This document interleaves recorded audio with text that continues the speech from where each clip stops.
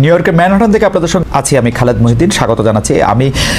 আপনারা জানেন যে বাংলাদেশ জামাত ইসলামের আমির সদ্যই লন্ডনে গিয়ে বিএনপির প্রধান দুই নেতা তারেক রহমানের সাথে সাক্ষাৎ করে এসেছেন। আমরা জামাত ইসলামের মুখে নির্বাচন সম্পর্কে একটি তারিখও শুনলাম। এখন জামাত ইসলামের নির্বাচন নিয়ে অবস্থান এবং অন্যান্য রাজনৈতিক অবস্থান নিয়ে আমরা কথা বলতে চাই বাংলাদেশ জামাত ইসলামের। আমাদের সঙ্গে আরও রয়েছেন বিএনপির আন্তর্জাতিক বিষয়ক কেন্দ্রীয় আন্তর্জাতিক সহকারী আন্তর্জাতিক বিষয় সম্পাদক ব্যারিস্টার রুমিন ফারহানা। ব্যারিস্টার রুমিন ফারহানা, আপনাকেও ধন্যবাদ সময় করে আমাদের অনুষ্ঠানে যুক্ত হয়েছেন, আমাদের কৃতজ্ঞতা জানবেন। অধ্যাপক মিয়া গোলাম পরোয়ার, আমরা আপনাকে প্রশ্ন করতে চাই যে আপনি জানেন 2024 সালে 5 আগস্ট ক্যান্টনমেন্টে বৈঠক থেকে শুরু করে অন্তর্বর্তী সরকারের সঙ্গে, সমন্বয়কদের সঙ্গে, জাতীয় নাগরিক পার্টির সঙ্গে আপনাদের বোঝাপড়া আমরা বেশি দেখেছি। যদি বোঝাপড়া নাও হয়, আপনাদের কথাবার্তা একই রকম আমরা মনে হয়েছে। বিপরীতে বিভিন্ন সময় আপনি নিজেও বিএনপি সমালোচনা করেছেন। এখন লন্ডনে জামায়াতের আমিরের বৈঠক, বিএনপি শীর্ষ নেতৃবৃন্দের সঙ্গে, এরপর দেশে এসে ফেব্রুয়ারির মধ্যে নির্বাচন দাবি, এই সবটাই একটু ইউটার্ন মনে হয় কিনা যে একটু অবস্থানের পরিবর্তন? আপনারা কি অন্তর্বর্তী সরকার বা এনসিপির কে ছেড়ে বিএনপির দিকে ঝুঁকছেন কিনা? জনাব মিয়া গোলাম পরোয়ার। ধন্যবাদ খালিদ ভাই। আমি খুব বিনয়ের সাথে বলবো যে না, আমাদের অবস্থান নীতিগতভাবে যা শুরুতেই ছিল, আমাদের সম্মানিত আমিরে জামাত নির্বাচনে অংশগ্রহণ ইত্যাদি সম্পর্কে যে অবস্থানের কথা প্রথমেই বলেছিলেন, এখনো আমাদের অবস্থান সেটাই আছে। ইউটার্ন বলতে যেটা বোঝায়, আলহামদুলিল্লাহ আমাদের অবস্থানের ক্ষেত্রে আমরা কোনো ইউটার্নে যাইনি। আপনি হয়তো বলবেন যে গতকালকে দুজন মার্কিন উপসহকারী পররাষ্ট্রমন্ত্রীর সঙ্গে আমাদের সাক্ষাৎ পরবর্তী যে প্রেস ব্রিফিং এ আমিরে জামাত যে বক্তব্যটা দিয়েছিলেন, আর আজকে ওনার ইউরোপ, ইউকে ইত্যাদি সফরের পর আজকে যে উনি মিট দ্য প্রেস করেছেন, সেখানে উনি নির্বাচন প্রশ্নে সাংবাদিক বন্ধুদের প্রশ্নের জবাবে যা বলেছেন, এটার ভিত্তিতে অনেকে একটু ব্যাখ্যা বিশ্লেষণ করতে গিয়ে কেউ একটু মনে হচ্ছে যে অবস্থান কি জামাত ইসলামী বদলে ফেললো কিনা। আমি এখানে পরিষ্কার করতে চাই যে আপনার হয়তো খেয়াল আছে, উনি গতকালকে সাক্ষাৎকারের সময় পরিষ্কার করে বলেছেন, প্রথম সেন্টেন্স সেটা হচ্ছে কেয়ারটেকার সরকারের যিনি প্রধান, অর্থাৎ অন্তর্বর্তীকালীন সরকারের চিফ অ্যাডভাইজার, উনি ঠিক থাকেন। এইটা আমরা যে রিফর্মগুলো প্রয়োজন, জি, পুলিশ, জুডিশিয়ারি, কনস্টিটিউশন, এই সমস্ত জায়গাগুলো সংস্কার সম্পন্ন করে আর মানবতা বিরোধী অপরাধে, জুলাই অভ্যুত্থানের সাথে সংশ্লিষ্ট অপরাধীদের বিচারকে নিশ্চিত করে, দৃশ্যমান করে যদি ওনারা ওনাদের ঘোষিত ডেটের মধ্যে ইলেকশন করতে পারেন, আমাদের কোনো প্রবলেম নাই। এখন সেটা আবহাওয়ার জন্য, রমজানের জন্য কিছু আগে ওনারা করবেন কি পরে করবেন, তবে ওনাদের দেওয়ার সময়সীমা জুন যেন শেষ না হয়, ক্রস না করে। আলটিমেটলি মূল কথাটা তাই। এখান থেকে অনেকে ব্যাখ্যা নানা রকম করতে পারে। স্যার, এইখানে আরেকটু যদি পরিষ্কার হওয়া প্রয়োজন, কারণ প্রফেসর ডক্টর মোহাম্মদ ইউনূস এই 2025-এর ডিসেম্বর থেকে 2026 পর্যন্ত জুনের এই সময়সীমা নির্বাচনের জন্য বেঁধে দিয়েছিলেন আসলে 2024-এর ডিসেম্বরে। মানে তিনি একটি প্রথম সাক্ষাৎকারে তিনি এটি বলেছিলেন। আজ আমরা এপ্রিল মাসের আজকে কত তারিখ?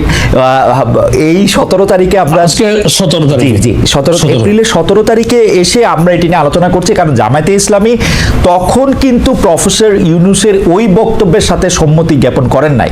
তারা তখনও নির্বাচনের সময় আসে নাই, নির্বাচনের সময় নিয়ে বিএনপি বাড়াবাড়ি করছে। আপনি নিজেও আসলে আপনার নিজের অনেক পলিটিক্যাল বক্তৃতা এটা বলেছেন। এই জন্য আমরা একটু জানতে চেয়েছিলাম এই শিফটটা এই সাক্ষাৎকার পরবর্তী কিনা। কারণ ডক্টর ইউনূসিটি আগেও বলেছেন যে 2025-এর ডিসেম্বর থেকে উনি 2026-এর জুনের মধ্যে নির্বাচন চান, কিন্তু তখন আমরা জামাতে ইসলামীকে বলতে শুনেছি যে বিএনপি নির্বাচনের জন্য অস্থির হয়ে গেছে, এখনো আসলে নির্বাচনটা করা যাবে না। এখন আবার জামাতে ইসলামী বলতেছে যে না, 2025-এর ডিসেম্বর থেকে জুন পর্যন্ত যেহেতু উনি চেয়েছেন, আমরা চাই রমজানের আগে এটি শেষ করা হোক। তো এটি একটু শিফট কিনা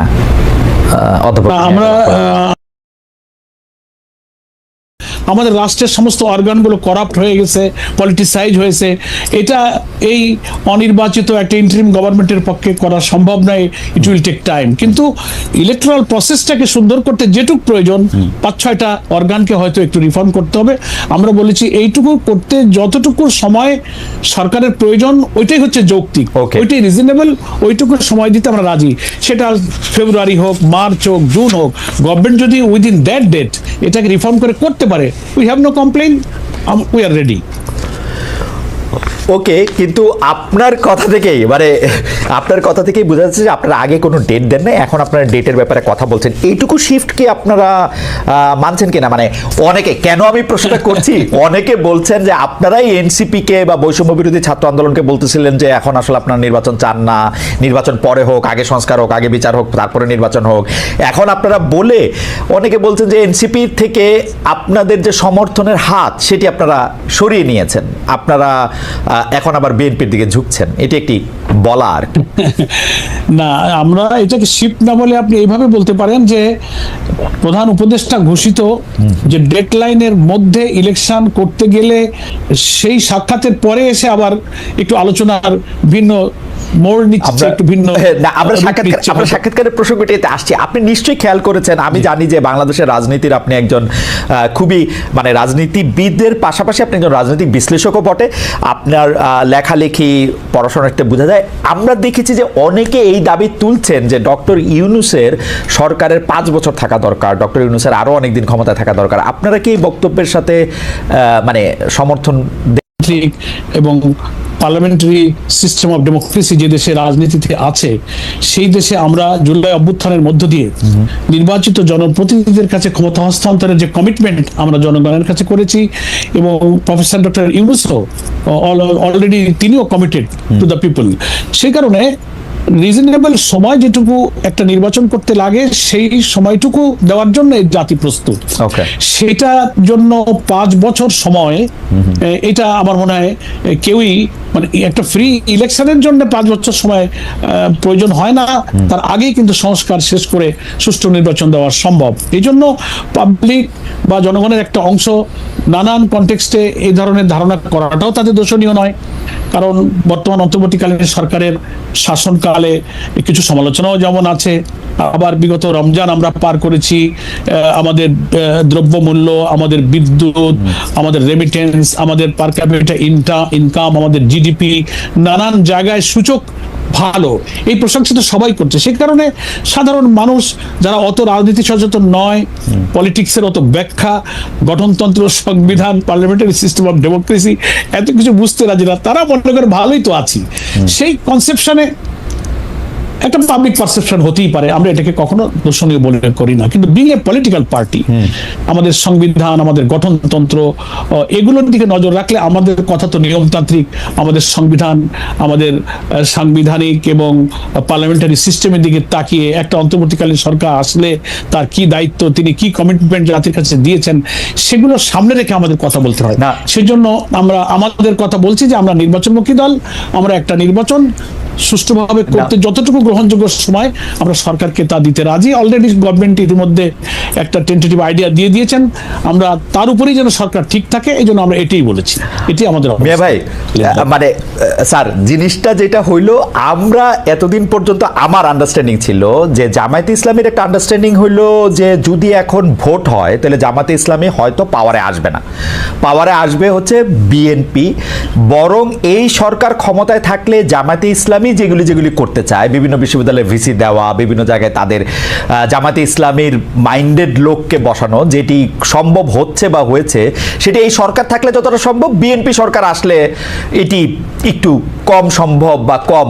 এই জায়গা থেকে কি এই সরকারের প্রতি এক ধরনের সহানুভূতি, এক ধরনের সমর্থন ছিল, এরকম অনেকে মনে করতেছেন। এটা আমার মত না, আমি সবগুলি মতকে একসাথে এটা বললাম যে জামায়াতে ইসলামী তো এখনই যতটা পাওয়ারে আসে, অন্য একটা দল যদি পাওয়ারে আসে তাহলে তো জামায়াতে ইসলামী এতটা পাওয়ারফুল থাকবে না।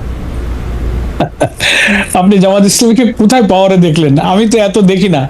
আমরা কত মানুষের কত অনুরোধ করি, হ্যাঁ। কত সুবিধা অসুবিধা দূর করার জন্য বলি, আমাদের কত 10টা বললে একটা হয়তো শোনে। কিন্তু আপনার বর্ণনা আর কিছু কিছু মিডিয়া এমন ভাবে জিনিসটাকে সবাই বলে যে কেমন ভাবে- সবগুলি বিশ্ববিদ্যালয় কি সুডো আপনাদের দখলে, শিক্ষক প্রশাসন থেকে শুরু না, করে না, উপাচার্য। না, না, এটা ঠিক না। আপনি চেক করেন, দেখেন কয়টা পাবলিক ইউনিভার্সিটি, কয়টা প্রাইভেট ইউনিভার্সিটি, কয়টা লোক। আমি তো দেখি না যে আমার দলীয় কোনো একটা লোক কোনো বিসি হয়ে আছে। মানে একটা লোক একটু ভালো হলে, সৎ হলে, মুখে একটু দাড়ি হলে, একটু নামাজি হলে বলে আরে এই লোকটা জামাতের লোক। এটা একটা আলোচনা। আমি আপনাকে খালি দিয়ে একটা উদাহরণ দিই। হ্যাঁ। আমার ডিসি একবার খুলনা, আমি তখন মোস্ট প্রবাবলি এমপি ছিলাম। তো কিছু ঠিকাদার কন্ট্রাক্টররা নানান ভাবে, ওরা তো আনডিউ প্রিভিলেজ চায়, তার কাছে গিয়ে কিছু তাদের বিল টিল আনার জন্য গিয়েছে। তো গিয়ে বলছে যে ডিসি সাহেবকে যে স্যার আমাদের এই কাজগুলো একটু করে দেন, আমরা আপনাকে, ওরা আনডিউ কিছু প্রিভিলেজ দেওয়ার জন্য কিছু অফার টফার দিয়েছে আর কি। কিন্তু ডিসি সাহেব সৎলোক ছিলেন, উনি একেবারেই রিফিউজ করেছেন এবং খুব অসন্তুষ্ট হয়েছেন। ওই লোকগুলো ফেরত এসে আমাকে বলছে, পরোয়ার ভাই, খুলনার যে ডিসি এ বেটা জামাত করে। কেন? মানে আমরা একটু কিছু টাকা দিতে চাইলাম, টাকা নিতে চাইলো না, অথচ ডিসি সাহেবকে আমি চিনতাম, কখনোই সে কোনো দলীয় কোনো